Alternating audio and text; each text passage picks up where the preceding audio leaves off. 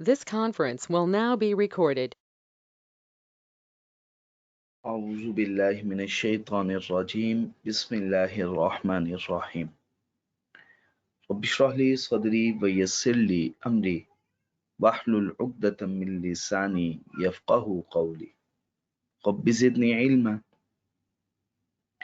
اللهم أرنا الحق حقا وارزقنا اتباعه وأرنا الباطل باطلا وارزقنا اجتنابه آمين يا رب العالمين اللهم طهر قلوبنا من النفاق وأعمالنا من الرياء وألسنتنا من الكذب وأعيننا من الخيانة فإنك تعلم خائنة الأعين وما تخفي الصدور आमीन या रब्बल आलमीन। बच्चे इस लेक्चर में हम फ्रेमवर्क के बारे में कुछ जनरल फीचर्स पढ़ेंगे। बिस्मिल्लाहिर्रहमानिर्रहीम। बच्चे हमने लास्ट क्लास में डिस्कस किया था फ्रेमवर्क के बारे में।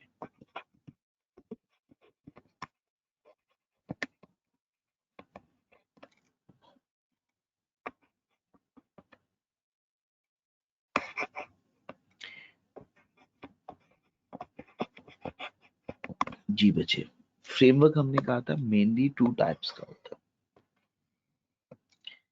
First one general purpose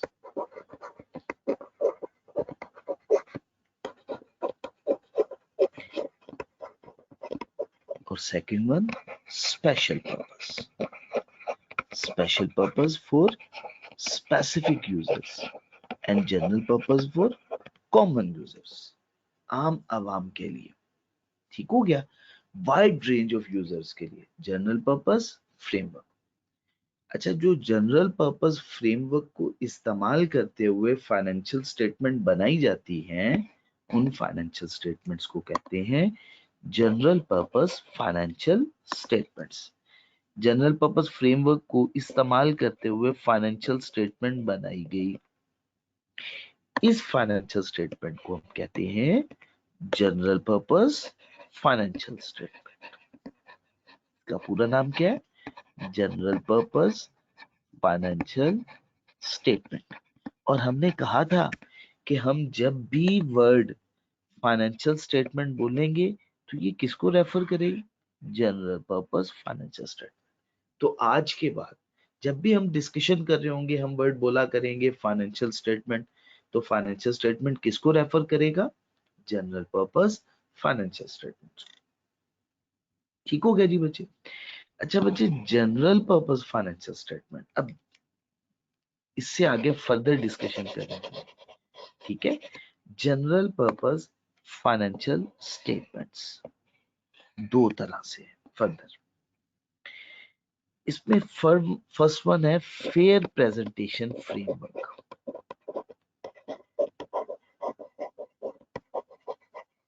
fair presentation framework.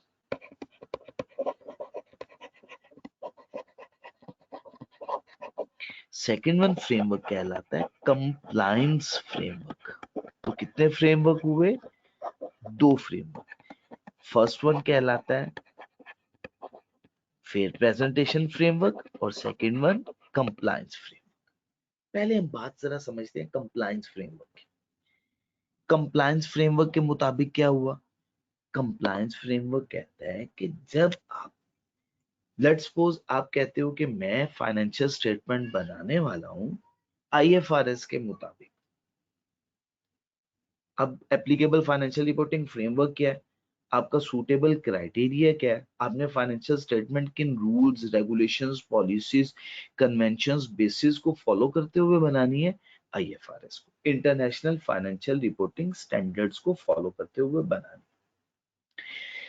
अब आपने जब आईएफआरएस को फॉलो करते हुए फाइनेंशियल स्टेटमेंट बनानी है ना, तो आपने आईएफआरएस की हर रिक्वायरमेंट्स को कंप्लाई विद करना है। आपने कोई भी अपनी मर्जी से इस फाइनेंशियल स्टेटमेंट से डिस्क्लोजर ऐड नहीं करना।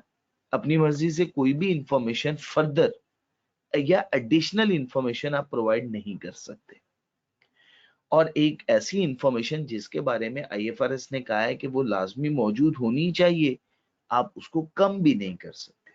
तो क्या मतलब हुआ, आप कुछ एडिशनल इंफॉर्मेशन भी प्रोवाइड नहीं कर सकते और कुछ कमी भी नहीं कर सकते हो, ना कुछ इजाफी, कुछ ज्यादा, कुछ एडिशनल बता सकते हो डिस्क्लोजर में, और ना ही कुछ कम कर सकते हो।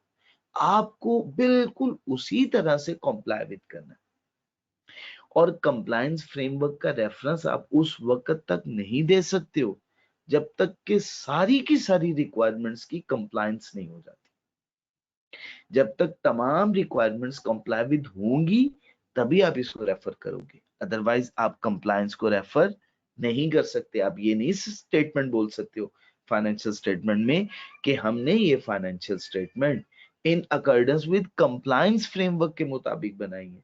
ये तभी आप बोल पाओगे जब आप तमाम की तमाम रिक्वायरमेंट्स को कंप्लाई विद करोगे। ठीक है जी, तो पहले जरा इस बात को पढ़ते हैं। बिस्मिल्लाहिर्रहमानिर्रहीम। कंप्लायंस विद आईएफआरएस, एक एंटिटी जो कि फाइनेंशियल स्टेटमेंट बना रही है आईएफआरएस को कंप्लाई विद करके, उसको explicit with the use of words और अनरिजर्व्ड ओपनली क्लियरली कहना है, स्टेटमेंट प्रोवाइड करनी है नोट्स में कि उसने ये फाइनेंशियल स्टेटमेंट बनाई और किसके मुताबिक, कंप्लायंस फ्रेमवर्क के मुताबिक बनाई।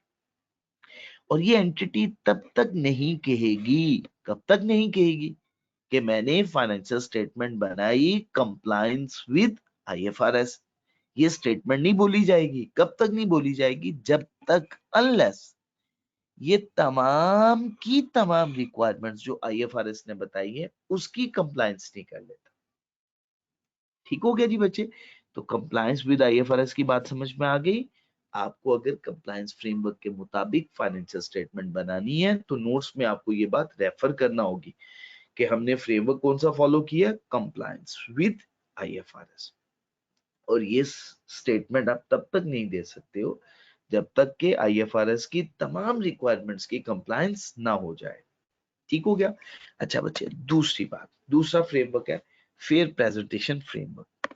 फेयर प्रेजेंटेशन फ्रेमवर्क कहता है कि आप अगर सम टाइम ऐसा होता है कि यूजर्स को, बेसिकली फेयर प्रेजेंटेशन फ्रेमवर्क कहता है कि आपने प्रेजेंटेशन, आपने जो फाइनेंशियल स्टेटमेंट बनानी है वो फेयरली प्रेजेंट करनी है। क्या करनी है, Fairlie present. Financial position, financial performance, cash flow statement को फेयरली प्रेजेंट करना है, फेथफुल रिप्रेजेंटेशन प्रोवाइड करनी है, true and free from biasness. तो इसे कहते हैं फेथफुल रिप्रेजेंटेशन। फेथफुल रिप्रेजेंटेशन के लिए दो वर्ड बोले, ट्रू विदाउट एरर, और सेकेंडली हमने क्या बोला, फेयर। शाबाश, फेयर का क्या मतलब है, विदाउट बाइसनेस। इसमें बाइसनेस भी नहीं होनी चाहिए और इसमें मिसस्टेटमेंट भी मौजूद नहीं होनी चाहिए। इसका क्या मतलब हुआ, इसका मतलब ये हुआ कि तमाम ट्रांजैक्शंस, इवेंट्स और कंडीशंस को आपने डिफाइंड और रिकॉग्नाइज क्राइटेरिया के मुताबिक रिकॉर्ड करना है। अगर एसेट्स हैं तो जो डेफिनेशन और जो रिकॉग्निशन क्राइटेरिया वैसे ही एसेट भी रिकॉर्ड होगा, लायबिलिटीज भी रिकॉर्ड होंगी, इनकम भी रिकॉर्ड होगी, एक्सपेंसेस भी रिकॉर्ड होगा। अब आप मेरे से सवाल ये पूछेंगे कि सर कंप्लायंस फ्रेमवर्क में और फेयर प्रेजेंटेशन फ्रेमवर्क में फिर क्या फर्क हुआ, क्योंकि कंप्लायंस फ्रेमवर्क आईएफआरएस की पूरी कंप्लायंस के बारे में बात करता है और आईएफआरएस उसकी डेफिनेशन और रिकॉग्निशन क्राइटेरिया तो आईएफआरएस भी बताता है।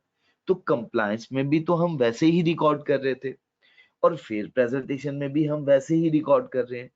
तो फिर दोनों में फर्क क्या हुआ, दोनों में फर्क मेनली ये है कि फेयर प्रेजेंटेशन फ्रेमवर्क में हमें फेयर प्रेजेंटेशन अचीव करते हुए सम टाइम कुछ एडिशनल डिस्क्लोजर्स भी प्रोवाइड करने की इजाजत है। हम कुछ एडिशनल इंफॉर्मेशन, हमें लग रहा है कि अगर यूजर को हम ये एडिशनल इंफॉर्मेशन प्रोवाइड कर दें तो यूजर को बात ज्यादा अच्छे से समझ आ जाएगी।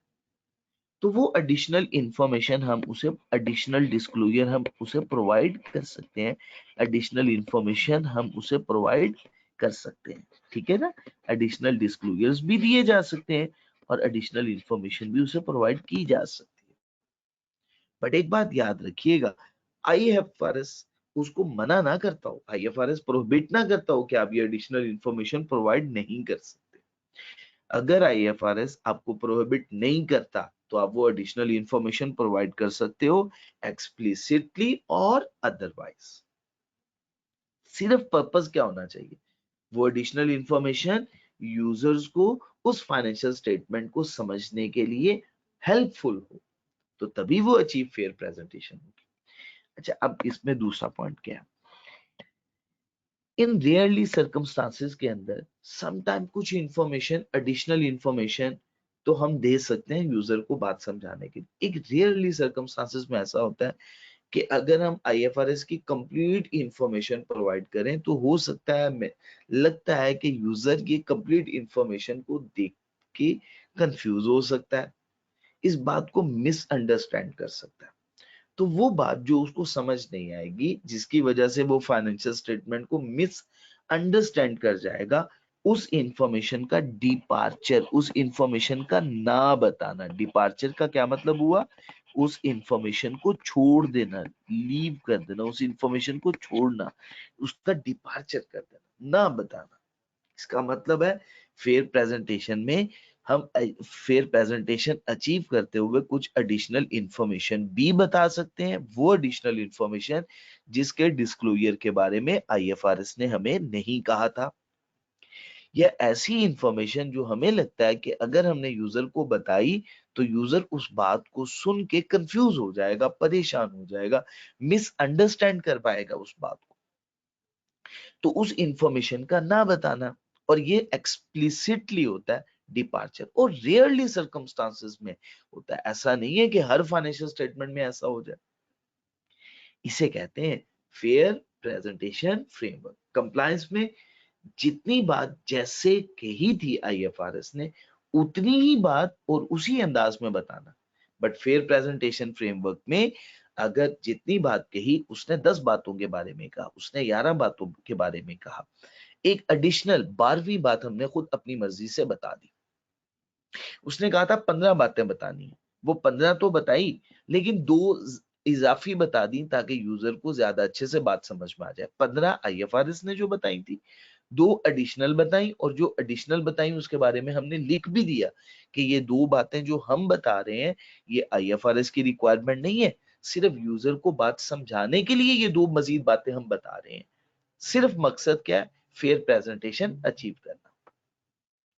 Fair presentation framework. अच्छा, आईएफआरएस ने कहा 15 बातें बतानी है फाइनेंशियल स्टेटमेंट में, हमने 15 नहीं बताई, हमने उसमें 14 बातें बताई, 14 बताई। एक बात जो नहीं बताई हमने लिख भी दिया, एक बात आईएफआरएस ने कही थी बताने के लिए, बट हमने वो बात इसलिए नहीं बताई कि यूजर उस बात को सुन के कंफ्यूज हो सकता है।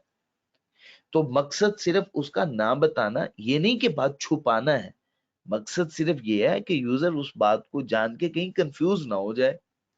तो फेयर प्रेजेंटेशन अचीव करने के लिए, हासिल करने के लिए कुछ बातें एडिशनल बताई भी जा सकती हैं और कुछ बातों को छोड़ा भी जा सकता है। सिर्फ मकसद क्या हो, फेयर प्रेजेंटेशन अचीव करना। ऐसे फ्रेमवर्क को कहते हैं फेयर प्रेजेंटेशन फ्रेमवर्क। ठीक हो गया जी बच्चे। चले जी बच्चे, इसके बारे में थोड़ी सी रीडिंग करते हैं और साथ ही कुछ बातें हम पढ़ भी लेंगे। Fair presentation framework, financial statement present होगी फेयरली, लाजमी, फाइनेंशियल पोजीशन भी, फाइनेंशियल परफॉर्मेंस भी और कैश फ्लो भी। और इसमें होती है faithful representation, free from error और फ्री फ्रॉम बायसनेस। अच्छा, एप्लीकेशन ऑफ आईएफआरएस, कुछ एडिशनल डिस्क्लोजर्स भी प्रोवाइड किए जा सकते हैं जब उसकी जरूरत महसूस हो। सिर्फ पर्पस क्या हो, अचीव फेयर प्रेजेंटेशन। अब ऐसा नहीं है कि इन अप्रोप्रिएट अकाउंटिंग पॉलिसी आप अप्लाई करें, एक ऐसी अकाउंटिंग पॉलिसी जो ठीक नहीं है, गैर मुनासिब है, करेक्ट नहीं है, उसको अप्लाई करें और साथ एडिशनल डिस्क्लोजर्स प्रोवाइड कर दें और आप समझें कि आपने फेयर प्रेजेंटेशन अचीव कर ली। ऐसा नहीं है।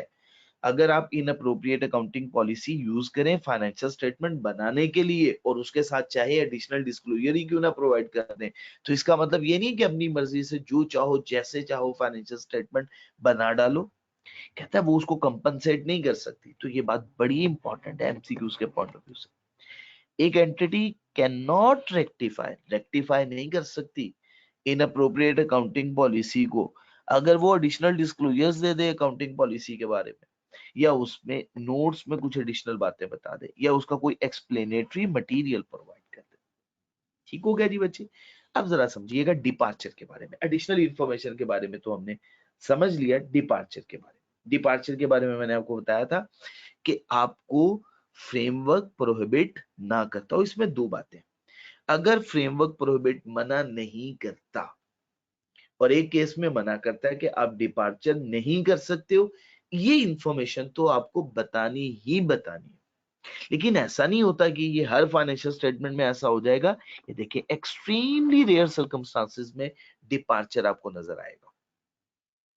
ठीक है, तो एंटिटी क्या करेगी, उस इंफॉर्मेशन को छोड़ देगी, डिपार्ट कर देगी।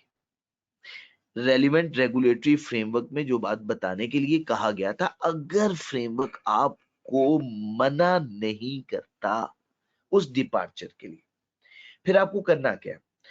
मैनेजमेंट ने ये बात फाइनेंशियल स्टेटमेंट में बतानी है कि ये इंफॉर्मेशन को छोड़ा गया है, ये इंफॉर्मेशन नहीं बताई गई। और पर्पस सिर्फ क्या था, अचीव करना फेयर प्रेजेंटेशन। अच्छा, अब इसमें आपको फाइनेंशियल स्टेटमेंट बनाते हुए नोट्स में लिखना है, ये फाइनेंशियल स्टेटमेंट आईएफआरएस के मुताबिक बनी हुई। अब आप मुझे एक बात बताएं, आईएफआरएस ने तो कहा था 15 बातें बतानी है। कितनी बातें बतानी थी, 15। मगर आपने 15 तो नहीं बताई, आपने तो 14 बताई है।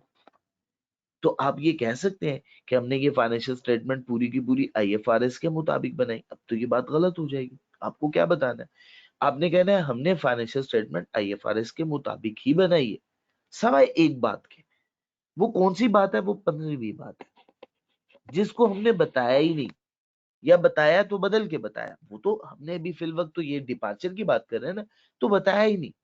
वो क्यों नहीं बताया, ताकि हम क्या अचीव कर ले, फेयर प्रेजेंटेशन अचीव कर ले। ठीक हो गया। तो आपने कहना है कॉम्प्लाई विद किया आईएफआरएस को सवाए उस बात के जिसको नहीं बताया गया, उसको छोड़ दिया गया है। सिर्फ पर्पस क्या था, फेयर प्रेजेंटेशन अचीव करना। और जिस बात को नहीं बताया गया उसका आईएफआरएस का टाइटल क्या है, वो कौन सा रिपोर्टिंग स्टैंडर्ड है जिसकी डिपार्चर हुई है, और डिपार्चर की वजह क्या, नेचर क्या है, और अगर उसको डिपार्ट ना करते तो उसकी ट्रीटमेंट क्या होनी थी और उसका फाइनेंशियल इंपैक्ट क्या होना था। ठीक हो गया। और उसके बाद हर पीरियड, अब आप देखें, एक करंट ईयर होता है, फिर एक कंपैरेटिव ईयर होता है। मिनिमम तो एक कंपैरेटिव ईयर होगा ना, दो स्टेटमेंट कहलाती हैं।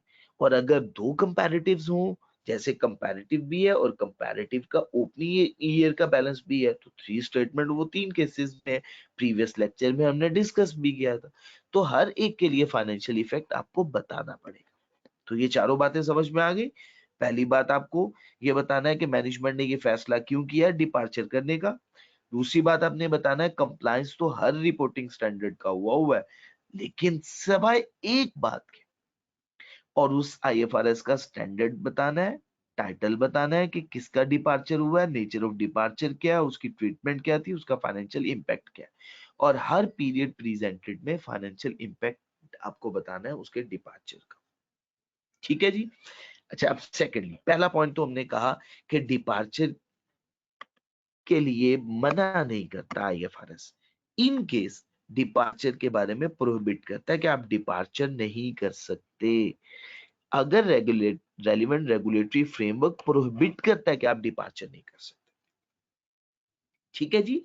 तो फिर आपको क्या करना है, टाइटल ऑफ आईएफआरएस जिसका आप डिपार्चर करना चाह रहे थे, कि जो बात यूजर को कंफ्यूज कर सकती है। फिर आपने उसकी नेचर ऑफ रिक्वायरमेंट भी बतानी है और उसकी रीजन भी बतानी है कि क्यों मैनेजमेंट ये चाहती थी।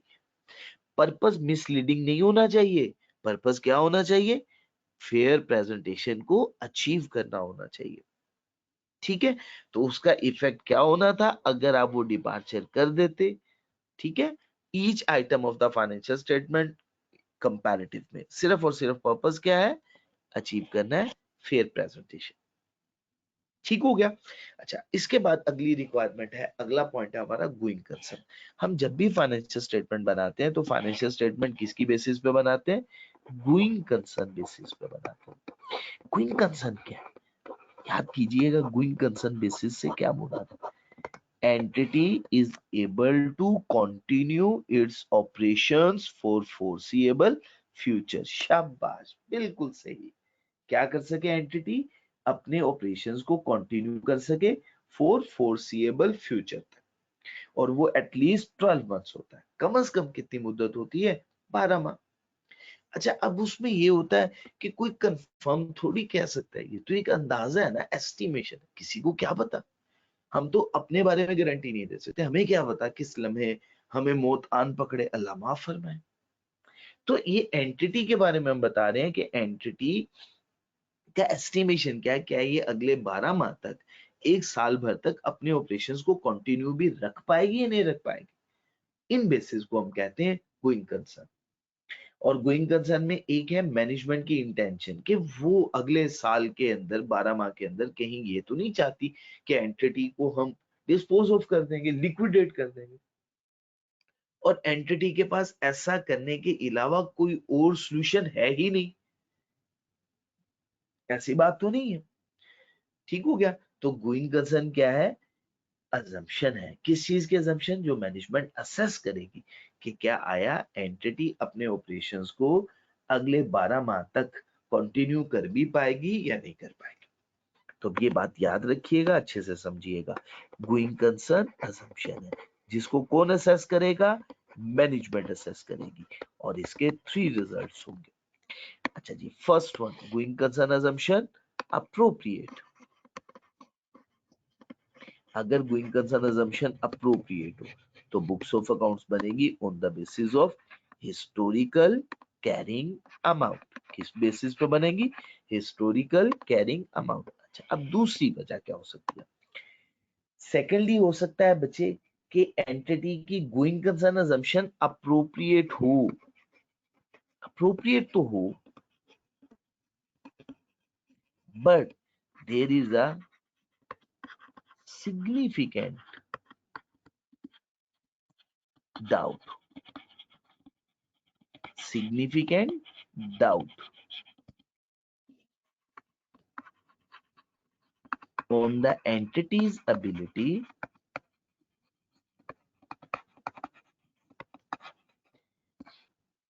to continue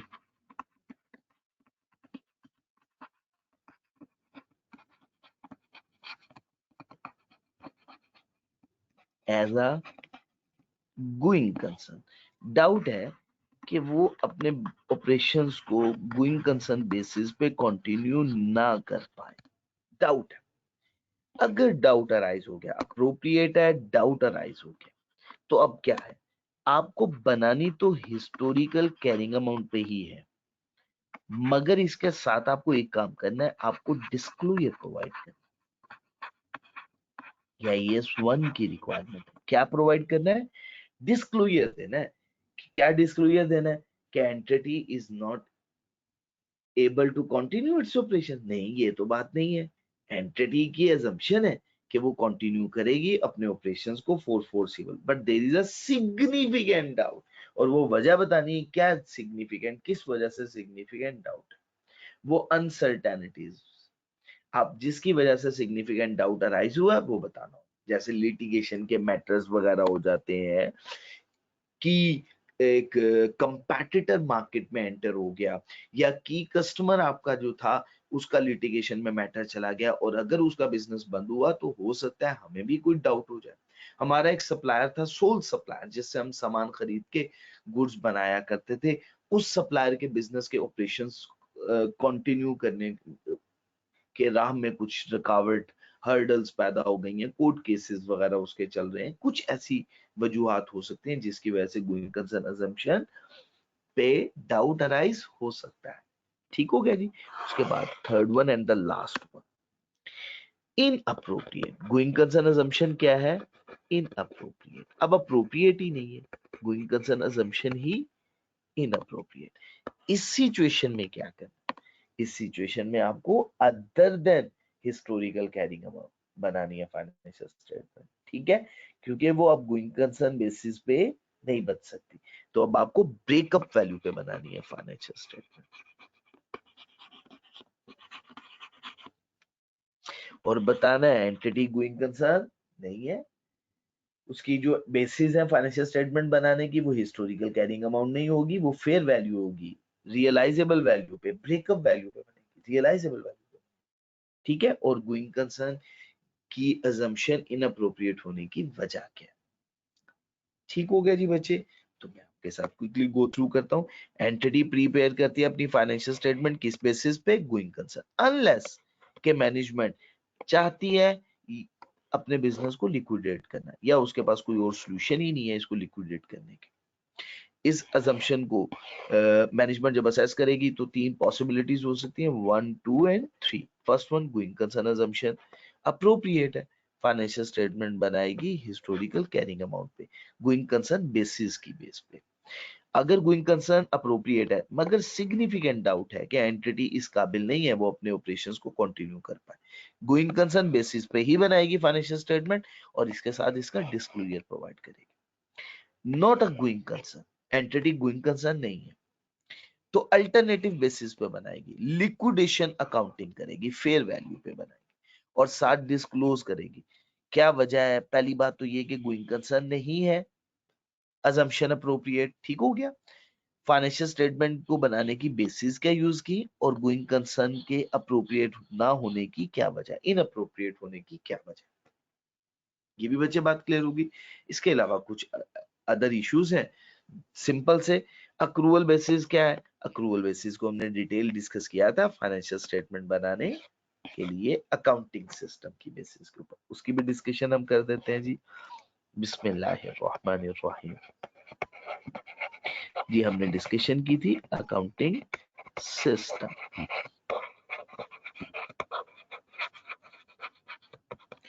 ji accounting system दो तरह के,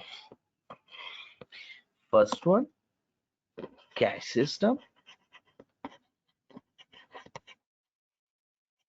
और दूसरा अक्रूवल सिस्टम।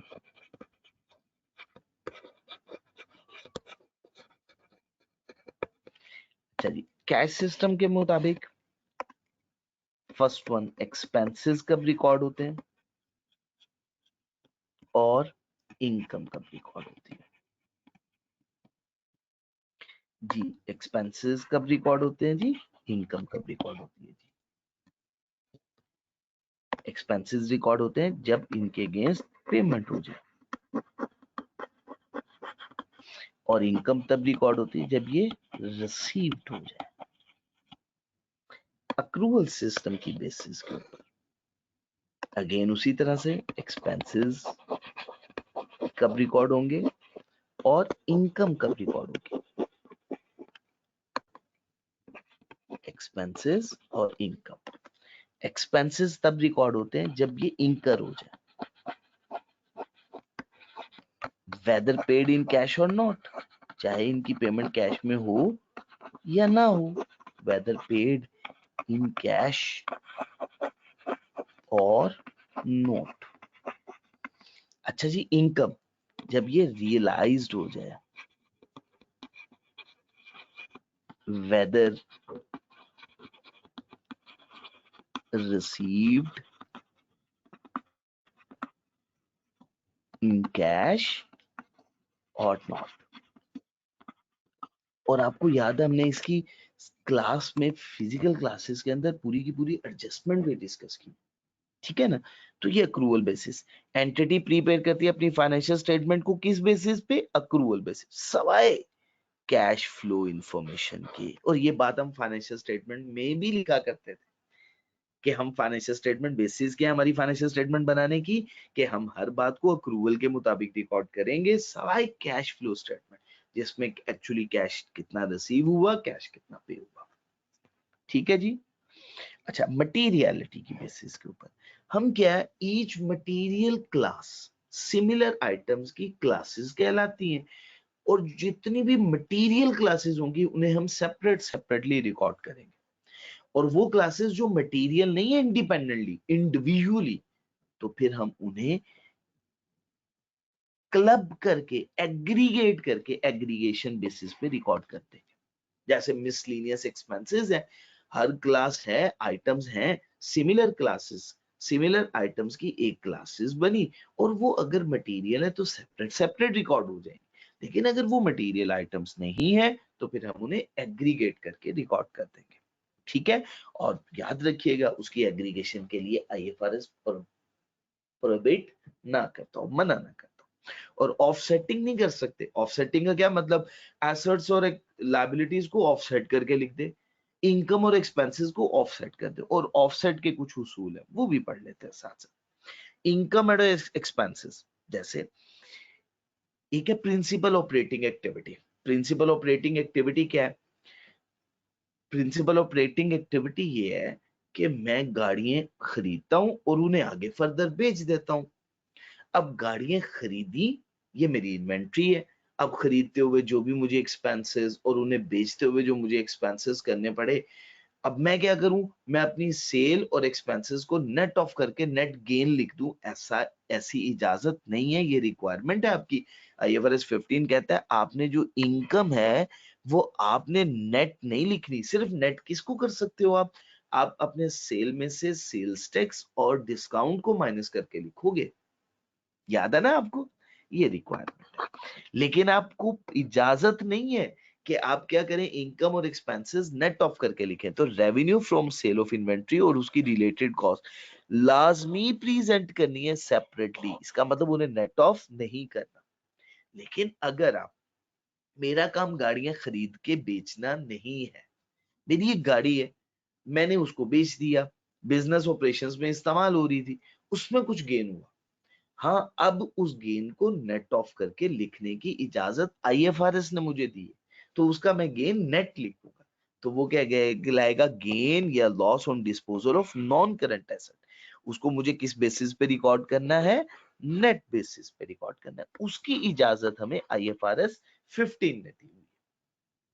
अच्छा, इसी तरह से ऑफसेटिंग एसेट्स एंड लायबिलिटीज। अब एक ही पर्सन है, एक ही पर्सन से आपने पैसे लेने भी है, उसको पैसे देने भी है, उसे नेट ऑफ कर सकते हो। लेकिन अगर दो पार्टीज हैं, एक से पैसे रिसीव करने हैं, दूसरे को आपने पे करने हैं, जैसे ए से रिसीव करने हैं, बी को पे करने हैं, आप इन दोनों को नेट ऑफ नहीं कर सकते हो। तो देखें, रिसीवेबल और पेएबल का बैलेंस अगर सेम काउंटर पार्टी से रिलेटेड हो तो आप उसे ऑफसेट कर सकते हैं। इसके अलावा आप ऑफसेट नहीं कर सकते हो, इसकी इजाजत आपको है। ठीक हो गया जी बच्चे? यहां तक कोई प्रॉब्लम तो नहीं? हाँ, even though income tax department को आपने पैसे पे करने और सेल्स टैक्स डिपार्टमेंट से आपको पैसे रिसीव होने, उनके लिए रिफंडेबल, उनसे आपने पैसे रिफंड करने हैं, सेल्स टैक्स से आपका रिफंडेबल है।